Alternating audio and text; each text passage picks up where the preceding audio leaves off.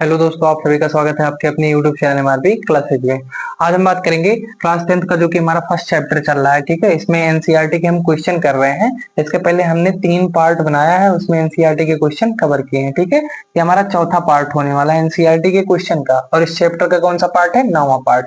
इसमें हम कुछ क्वेश्चन लाए हैं। ठीक है, यहाँ क्वेश्चन लिख दिया गया है, अब उसके हम आंसर लिख के आप सबको बताएंगे भी और समझाएंगे भी। ठीक है, सबसे पहला प्रश्न क्या है? उन वियोजन अभिक्रियाओं के एक एक समीकरण लिखिए जिनमें ऊष्मा का प्रकाश तथा विद्युत के रूप में ऊर्जा प्रदान की जाती है। कौन सी अपक्रिया? वियोजन अपक्रिया। वियोजन अपक्रिया क्या होती है? जिसमें एकल अभिकर्मक टूटकर दो या दो से अधिक उत्पाद बनाता है। तो किस रूप में? हमें समीकरण सिर्फ लिखना है और कुछ नहीं लिखना है, डिफिनीशन लिखना ही नहीं है। जितना कहा है पेपर में उतना हम करेंगे। सबसे पहले क्या कहा है कि समीकरण लिखना है, किस रूप में? ऊष्मा के रूप में। ठीक है, तो हमने लिख दे रहे हैं। आंसर है कितने का? आंसर है 12 नंबर का। आंसर 12 का है। सबसे पहले ऊष्मा के लिए, ऊष्मा के लिए क्या हो जाएगा? ऊष्मा के लिए CaCO3 होता है, CaCO3। अगर CaCO3 की हम क्रिया ऊष्मा की उपस्थिति में कर दें, यहाँ प्लस में ऊष्मा लिख दें या नीचे ऊष्मा लिख दें। ठीक है, ऊष्मा। ठीक है, CaCO3 ऊष्मा लिख दें, ऊष्मीय वियोजन जिसे हम कहते हैं। तो ये बन जाता है CaO प्लस में CO2।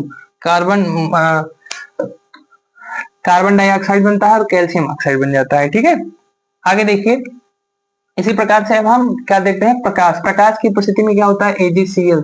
क्या होता है? AgCl। AgCl टूटता है प्रकाश की उपस्थिति में। किसकी उपस्थिति में? प्रकाश। किस में टूटेगा? 2Ag प्लस में Cl2। ये प्रकाश अपघटन हो गया, प्रकाश की उपस्थिति में टूट रहा है। आगे क्या कह रहा है कि हमें किस प्रकार का वियोजन अपक्रिया बताना है? ये ऊष्मा हो गया, प्रकाश हो गया, विद्युत बताना है। तो NaCl विद्युत की उपस्थिति में टूटता है। कौन सा वियोजन होता है? विद्युत वियोजन। ठीक है, NaCl जो टूटता है Na और प्लस में Cl2, ये कौन सा वियोजन है? विद्युत वियोजन। रिएक्शन भी बैलेंस कर दिया, तो हमने पहले का आंसर इस प्रकार से लिख दिया। ठीक है, सिंपली। आगे क्या है? द्विविस्थापन एवं विस्थापन एवं द्विविस्थापन अपक्रिया में क्या अंतर है? कौन सी अपक्रिया? विस्थापन अपक्रिया। आंसर हम अगला चलते हैं, आंसर 13। ठीक है, 13 क्या है? विस्थापन। सबसे पहले विस्थापन और विस्थापन देख लेते हैं क्या होता है। अंतर मतलब दोनों का डिफिनेशन लिख दो। ठीक है, सब्स्टिट्यूशन रिएक्शन कौन सा है? Substitution reaction. ठीक है, सब्स्टिट्यूशन रिएक्शन क्या होता है कि विस्थापन वह अभिक्रिया वह अभिक्रिया वह अभिक्रिया अभिक्रिया जिसमें वह अभिक्रिया जिसमें एक वह अभिक्रिया जिसमें एक तत्व दूसरे तत्व के दूसरे तत्व को उसके लवण के विलयन से दूसरे तत्व को उसके लवण के विलयन से विस्थापित कर देता है से विस्थापित कर देता है कर देता है। ठीक है, ये हो गया। ये विस्थापन अपक्रिया। विस्थापन अपक्रिया में क्या होगा? एक तत्व दूसरे तत्व को उसके लवण के विलयन से विस्थापित कर देगा। हमें चूंकि दोनों का आंसर एक ही में लिखना है, इसलिए हम आगे चलेंगे। विस्थापन अपक्रिया के बाद द्विविस्थापन अपक्रिया क्या है? यहाँ लिखते हैं द्विविस्थापन अपक्रिया। द्विविस्थापन अभिक्रिया। ठीक है, द्विविस्थापन अभिक्रिया। डबल क्या हो जाएगा? डबल सब्स्टिट्यूशन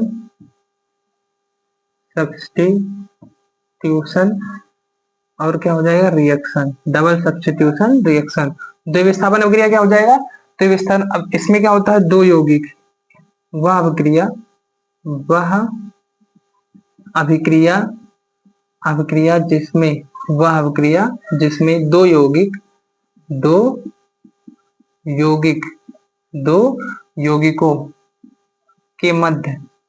दो यौगिकों के मध्य आयनों का आदान प्रदान होता है।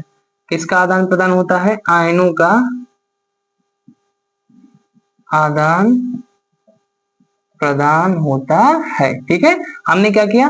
अब डिफिनेशन लिख दिया। एकल विस्थापन अपक्रिया, द्विविस्थापन अपक्रिया का। दोनों का एग्जांपल लिख लेते हैं, हो गया अंतर। पहले का एग्जांपल हो जाएगा, मान लीजिए हम लिखेंगे Zn प्लस में CuSO4। ठीक है, या H2SO4 लिख रहे हैं। क्या लिख रहे हैं? H2SO4 गिफ्ट करके क्या हो जाएगा? ZnSO4 प्लस में H2। ये विस्थापन अपक्रिया हो गया। विस्थापन अपक्रिया में क्या हुआ, एक तत्व तो है, ये उसका लवण है, हाइड्रोजन का लवण है, ठीक है।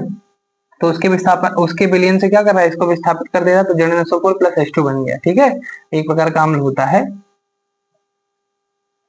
CuSO4 हम यहाँ लिख सकते थे, चलिए हम CuSO4 ही लिख ले रहे हैं, CuSO4। ये भी रिएक्शन सही है, कोई दिक्कत नहीं है, तो यहाँ Cu बन जाएगा, ठीक है। ये रिएक्शन हो गया। आगे देखिए, आगे हम क्या लिखेंगे, द्विविस्थापन अपक्रिया का। द्विविस्थापन अपक्रिया में हमने लिखा है कि Na2SO4 प्लस में BaCl2 अपक्रिया कराएंगे ना, तो आयनों का आदान प्रदान हो जाएगा। Na वाला आयन जो है Cl के पास चला आएगा, और Cl वाला आयन मतलब Ba वाला SO4 के पास चला जाएगा, तो बनेगा BaSO4 प्लस में 2NaCl, ठीक है। रिएक्शन भी हमारा क्या है, बैलेंस है। तो इस तरीके से हमने दोनों एग्जांपल लिख दिया, ठीक है। ये हमारे 12 नंबर प्रश्न का और 13 नंबर प्रश्न का क्या है आंसर, 12 और 13 का आंसर हो गया। 14 का आंसर कह रहा है सिल्वर के शोधन में सिल्वर नाइट्रेट के विलयन से सिल्वर प्राप्त करने के लिए। सिल्वर के शोधन से सिल्वर नाइट्रेट का विलयन है, आंसर 14, आंसर 14, ठीक है। सिल्वर के विलयन से सिल्वर नाइट्रेट, सिल्वर नाइट्रेट का विलयन है, मतलब AgNO3 का विलयन है, ठीक है। सिल्वर नाइट्रेट के विलयन से सिल्वर प्राप्त करने के लिए कॉपर धातु द्वारा विस्थापन किया जाता है। कौन सी धातु, कॉपर धातु द्वारा। सिल्वर नाइट्रेट के विलयन से सिल्वर प्राप्त करना है, तो इसको कॉपर धातु द्वारा क्या किया जाता है, विस्थापन किया जाता है। मतलब यहाँ क्या होगा, कॉपर की क्रियाशीलता ज्यादा होती है सिल्वर से, इसलिए सिल्वर, कॉपर क्या करेगा, सिल्वर को उसके विलयन से विस्थापित कर देगा। मतलब यहाँ Cu आ जाएगा, तो Cu हो जाएगा, और NO3 का होल ट्वाइस प्लस में Ag हो जाएगा। अब इस अभिक्रिया द्वारा क्या हुआ, AgNO3 से Ag अलग हो गया, मतलब इस रिएक्शन द्वारा Ag प्राप्त हो गया। वही हमको कहा है कि सिल्वर के शोधन में सिल्वर नाइट्रेट के विलयन से, सिल्वर नाइट्रेट के विलयन से सिल्वर प्राप्त करना, सिल्वर प्राप्त करने के लिए कॉपर धातु द्वारा विस्थापन किया जाता है, कॉपर धातु द्वारा विस्थापन किया जाता है। तो कॉपर धातु क्या करता है, सिल्वर को उसकी जगह से विस्थापित कर देता है, और हमें सिल्वर प्राप्त हो जाता है। यही हमको लिखना था, ठीक है, सिंपल है, कर दिया हमने। अगला है अवक्षेपण अपक्रिया से आप क्या समझते हैं। अवक्षेपण अपक्रिया का मतलब है वह अपक्रिया जिसमें किसी ठोस अविलय पदार्थ या अवक्षेप का निर्माण होता है। वह विक्रिया जिसमें किसी ठोस अविलय पदार्थ अर्थात अवक्षेप का निर्माण होता है। यहाँ मैं लिख रहा हूँ आंसर, ठीक है। इसका आंसर है आंसर नंबर 15, आंसर 15। वह अभिक्रिया जिसमें जिसमें किसी ठोस ठोस अविलय अविलय पदार्थ ठोस अविलय पदार्थ अर्थात अवक्षेप का निर्माण होता है, अवक्षेप का निर्माण होता है, का निर्माण होता है, ठीक है। अवक्षेपण अभिक्रिया कहलाता है, अवक्षेपण अभिक्रिया कहलाता है।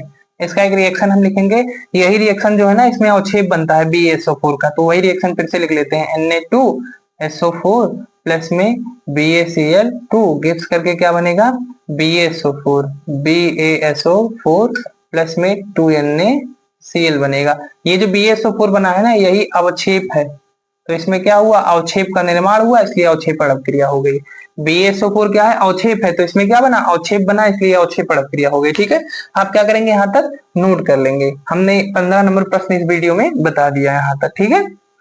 आगे के जो भी प्रश्न है, अब हम आपको क्या करेंगे, बुक से लिख के फिर आगे बता रहे हैं। हम इसको पहले मिटाएंगे, फिर आगे के जो भी हमारे प्रश्न है उसको हम लिख के आपको समझा रहे हैं, ठीक है। एनसीईआरटी के प्रश्न है, क्योंकि ये इंपॉर्टेंट है इसलिए मैं करा रहा हूँ, बोर्ड में पूछे जाते हैं।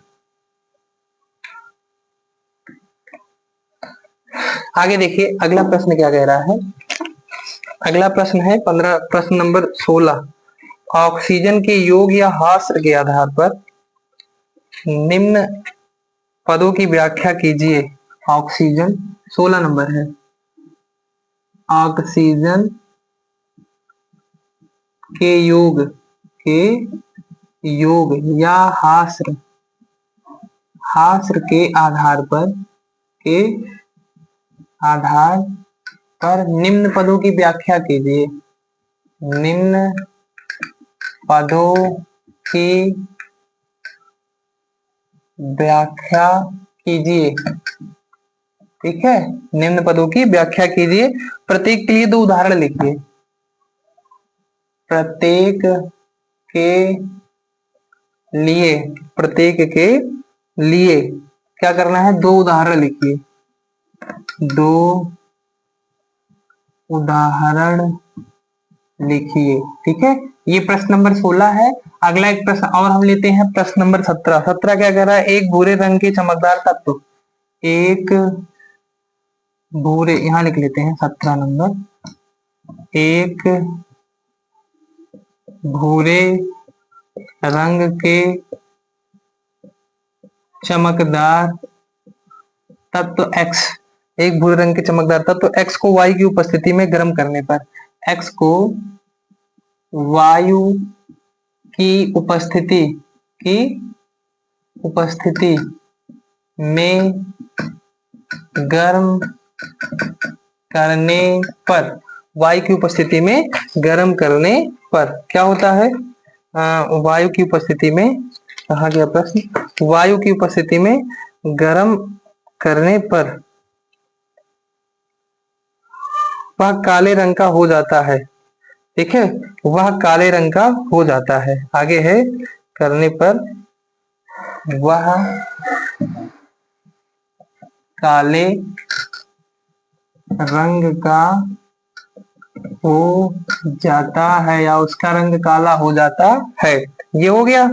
इस तत्व x एवं उस काले रंग के यौगिक का नाम बताइए। इस तत्व x, इस तत्व कह रहा है, इस तत्व x एवं उस काले रंग के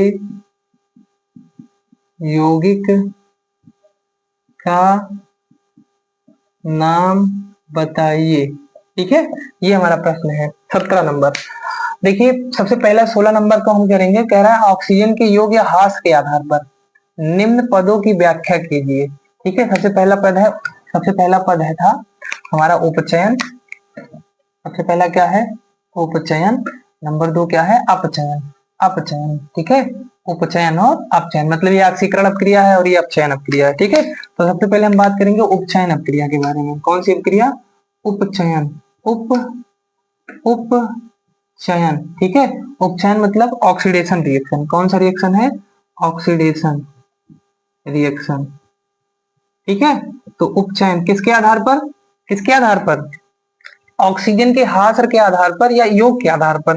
तो ऑक्सीकरण में क्या होता है, ऑक्सीजन घटता है कि बढ़ता है, ऑक्सीजन जुड़ता है। ठीक है, तो इस अभिक्रिया में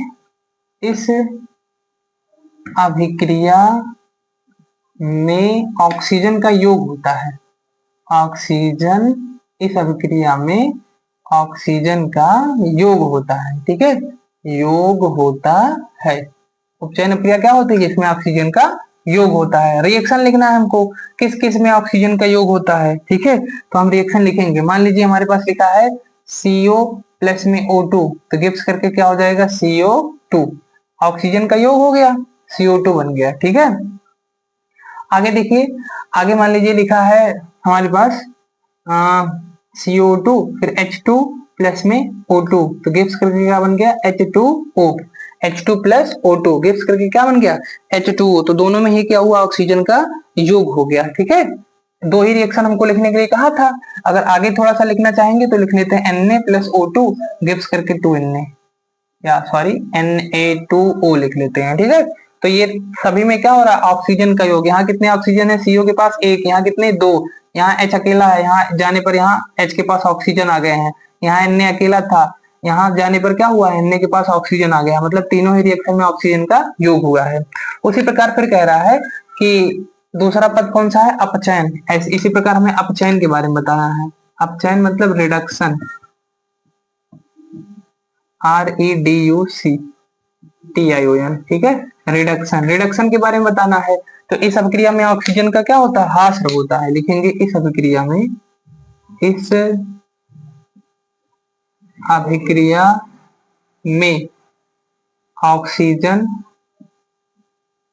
ऑक्सीजन का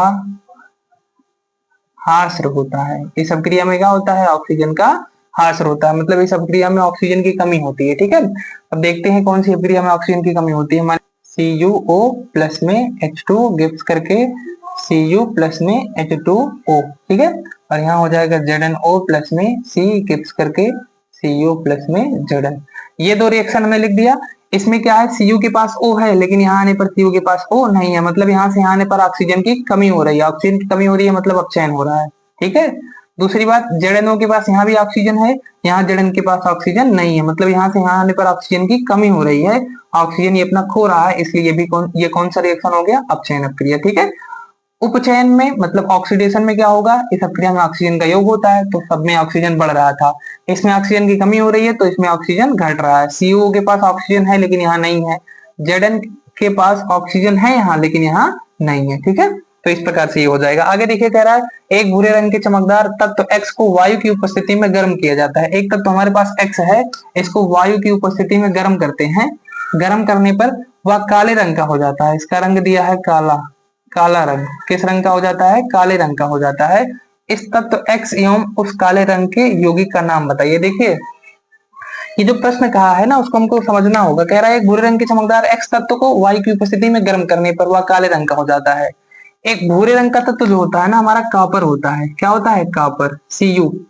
तो X की जगह क्या हो जाएगा, Cu किस रंग का होता है, भूरे रंग का, ये भूरे रंग का होता है। ठीक है, और इसको जब भूरे रंग का Cu कॉपर होता है और इसको जब वायु के साथ गर्म कर देते हैं तो ये काले रंग का हो जाता है। ठीक है, तो X की जगह हम क्या लिख देंगे, पूरे रिएक्शन को करने के लिए ये भूरा रंग है। कौन सा रंग, भूरा रंग। अब X की जगह क्या हमने जान लिया, Cu का रंग कैसा होता है, भूरा, तो Cu हो जाएगा क्योंकि इसका रंग भूरा होता है। इसको हम वायु के साथ अगर गर्म करते हैं तो इसका रंग काला बन जाता है, मतलब CuO बन जाता है। ठीक है, मतलब कॉपर ऑक्साइड बन जाता है, इसका रंग कैसा होता है, काला। तो वो X की जगह कौन सा तत्व हो जाएगा, Cu। ठीक है, इसका रंग कैसा होता है, भूरा। यही हमको पूछा था, एक भूरे रंग के तत्व के चमकदार तत्व को X वायु की उपस्थिति में, भूरे रंग का चमकदार तत्व कौन है, X, इसको वायु की उपस्थिति में गर्म करने पर काले रंग का हो जाता है।